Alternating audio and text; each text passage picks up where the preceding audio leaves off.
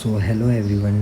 आज हम डिस्कस करेंगे कि आईपी यूजी पीडियाट्रिक क्विज़ के लिए आपको कैसे अच्छे से प्रिपेयर करना है, और मैं अपनी स्ट्रेटजी शेयर करूंगा कि कैसे मैंने इस क्विज़ के लिए प्रिपेयर किया था।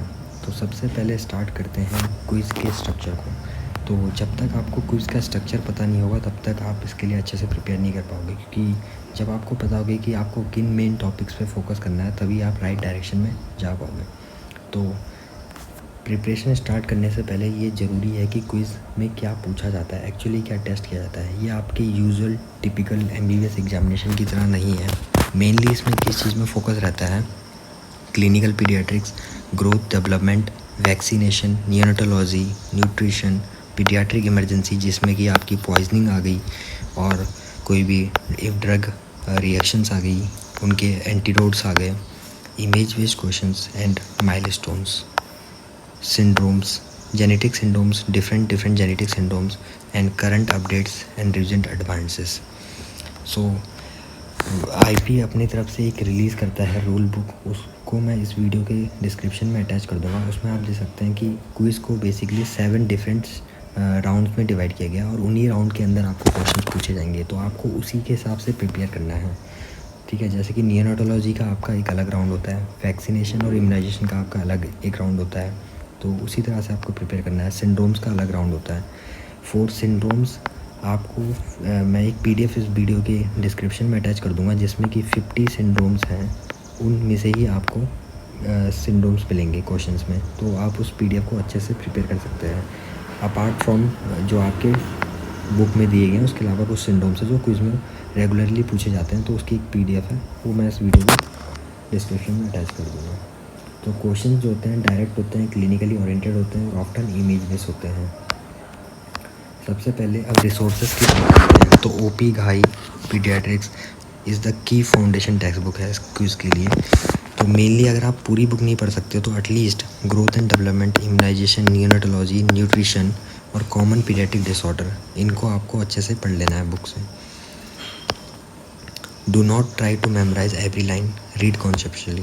तो आपको, क्योंकि आपको पता है क्विज़ में अगर आपको एक बज़वर्ड पता है तो आप कनेक्ट करके आंसर बता सकते हो, तो आपको as a typical MBBS theory exam की तरह लाइन बाय लाइन नहीं रटना है, बेसिकली कॉन्सेप्चुअली पढ़ना है कि कैसे आप इसको जो है, अगर इसका क्लिनिकल क्वेश्चन बनेगा तो कैसे आप इसको आंसर करोगे। ठीक है, और प्रीवियस ईयर आईपी क्वेश्चंस, तो अगर आपको आपके कॉलेज के, स्टेट के प्रीवियस ईयर आईपी क्वेश्चंस मिल जाते हैं तो उससे अच्छा सोर्स कोई नहीं हो सकता है। तो आप अपने सीनियर से पूछ सकते हैं या फिर डिपार्टमेंट से अगर आपको अवेलेबल होते हैं, तो previous year questions are gold standard.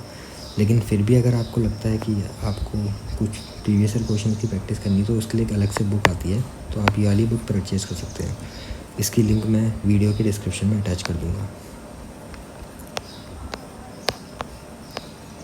Now paediatric images, तो बेसिकली क्या होता है, आपको क्विज़ में मान लो आपका सिस्टमिक पीडियाट्रिक्स से कोई क्वेश्चन है, तो वो एक क्लिनिकल स्टैम्प देंगे और उसके साथ उसके अटैच जो है या तो पैथोलॉजी स्लाइड दे देंगे या फिर जो सिंड्रोम से रिलेटेड कुछ भी इमेज है वो दे देंगे। तो अगर आप इतना बड़ा जो क्लिनिकल स्टैम्प होता है क्वेश्चन का उसको नहीं पढ़ना चाहते हो और डायरेक्टली फ़ोटो से भी आप क्लेम कर सकते हो, तो इसलिए पीडियाट्रिक जो इमेजेस होती है बहुत ज़्यादा फोकस करना होता है। बेसिकली जो है कंजेनाइटल सिंड्रोम की इमेजेस हो गई, रैशेस की इमेजेस हो गई, ठीक है, न्यूट्रिशनल डेफिशिएंसीज की इमेजेस हो गई, डिस्मॉर्फिक फीचर्स हो गए, इंस्ट्रूमेंट्स हो गए, एक्सरेज हो गए। तो इमेज बेस्ड जो राउंड होता है वो ड्रामेटिकली आपका स्कोर जो है इंक्रीज़ कर सकता है।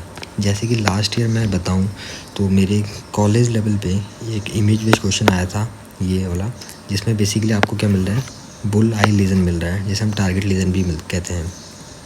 ठीक है, तो ये हमें बेसिकली अगर आपको इमेज पता है तो आप इसका आंसर बता सकते हो। ठीक वैसे ही आप अगर सीएनएस में ओपी गाई में पढ़ोगे तो उसमें एक मोलर टूथ अपीयरेंस मिलता है, ठीक है, तो वो मिलता है आपको जॉबर्ट सिंड्रोम में। तो अगर आपको इमेज ही पता है तो इमेज से आप डायरेक्टली आंसर दे सकते हो, तो आपको वो क्लिनिकल जो उसके फीचर्स हैं वो पढ़ने की ज़रूरत नहीं है, आप डायरेक्टली क्लिनिकल कनेक्ट कर सकते हो।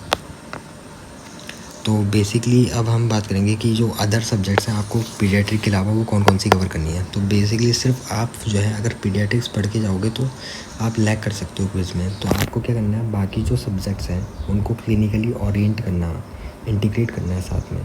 तो मतलब आपको बाकी सारी सब्जेक्ट नहीं पढ़नी है, पूरा नहीं पढ़ना है, कुछ टॉपिक्स हैं जो पढ़ना है, जैसे कि बायोकेमिस्ट्री में inborn of error of metabolism, इसको आप छोड़ के नहीं जा सकते, इससे क्वेश्चन पक्का आएंगे। तो ग्लाइकोजन स्टोरेज डिजीज़ हो गया, लाइसोमल स्टोरेज डिजीज़ हो गया, पोर्फायरिया हो गया। तो लास्ट ईयर पोर्फायरिया का क्वेश्चन था हमारे पास स्टेट लेवल में, तो आप उसको देख सकते हैं, ठीक है। बाकी पैथोलॉजी में आपको जेनेटिक्स जो सिंड्रोम होते हैं उनको अच्छे से प्रिपेयर करना है। पैथोलॉजी स्लाइड्स होती है, कभी कभी वो भी साथ में दे देते हैं। डर्मेटोलॉजी में मेनली आपको इन्फेक्शन, जो चाइल्डहुड इन्फेक्शंस होते हैं उन पर फोकस करना है। ऑर्थोपेडिक्स में बोन ट्यूमर्स को आप बिल्कुल भी नहीं छोड़ के जा सकते, इनका स्लाइड आएगा। लास्ट ईयर हमारे पास इविंग सार्कोमा का एक क्वेश्चन था, तो आप देख सकते हैं इसको।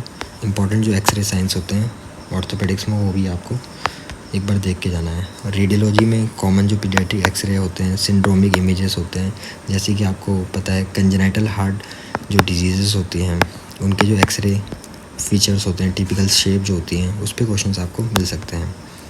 अब बात करते हैं, आपने कंटेंट तो अपना प्रिपेयर कर लिया, लेकिन आप रिवाइज़ कैसे करोगे? क्योंकि अनटिल एंड अनलेस अगर आप रिवाइज़ नहीं कर रहे हो तो जो आपने जितना भी पढ़ा है वो सब वेस्ट ही है। तो बेसिकली क्या करना है, क्योंकि क्विज़ में 2 लोग होते हैं तो आपको इक्वली डिवाइड कर देना है। मान लो आपके पास जो 7 सेक्शंस है उसमें से आप 3 सेक्शन किसी को डिवाइड कर लो और 3 सेक्शन को ही ले लो और एक ऐसे ही कॉमन कर लो, ठीक है। तो बेसिकली आपको डिवीज़न ऑफ वर्क करना है ताकि किसी एक पे ही पूरा वो ना आए, ठीक है। और आपको दोनों को साथ में चलना है। तो उसके लिए क्या करना हो, आपका जो पार्टनर है एवरी डे आपको क्या करना है, आपका जो पार्टनर है उसके साथ रैपिड फायर सेशंस लगाने हैं, ठीक है। और फ्लैश कार्ड्स यूज़ करना है। तो हम क्या करते थे, जो मैं और मेरे पार्टनर था, क्विज़ पार्टनर था, तो हम क्या करते थे चैट जीपीटी पे उसको जो है हम जितने भी सेक्शंस है क्विज़ के वो लिख देते थे, टाइप कर देते थे, और उसका एक प्रॉम्प्ट मैं आपको शेयर कर दूँगा।